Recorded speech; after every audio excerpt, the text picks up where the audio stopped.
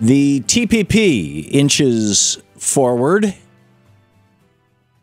I think it's 12 different ministers of different countries who are basically the front men.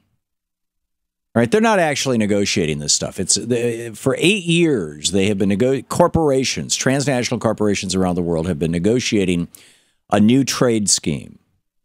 Now, it's important to put this in context.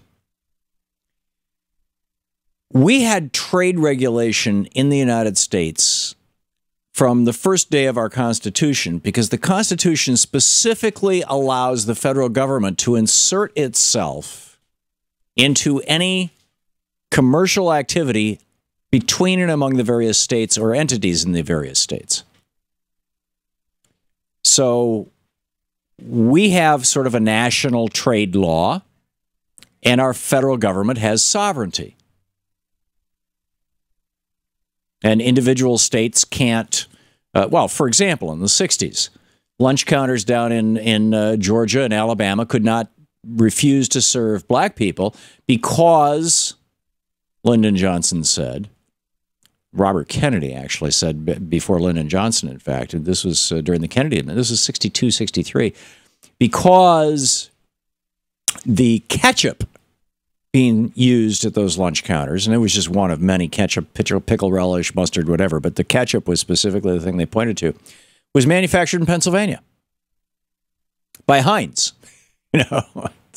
And if you're selling something that was made in Pennsylvania, you're engaging in interstate commerce. And if you engage in interstate commerce, the federal government can regulate what you're doing. And so therefore, we're going to send federal troops in to Alabama, Mississippi, and Georgia to say, no, you've got to desegregate your lunch counters.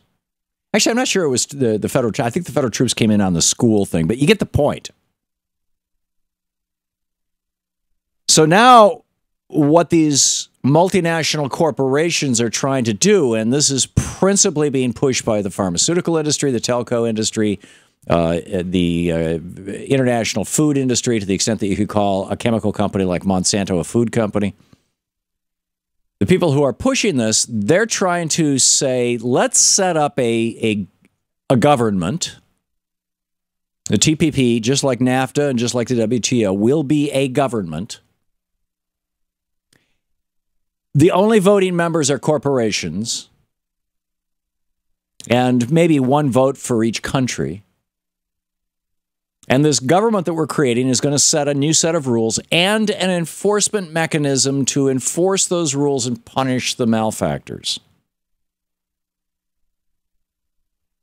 This is what President Obama is asking us to sign on to. It's what Bill Clinton asked us to sign on to. It's what Ronald Reagan asked us to sign on to.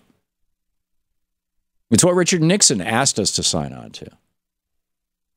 Didn't quite get it, but.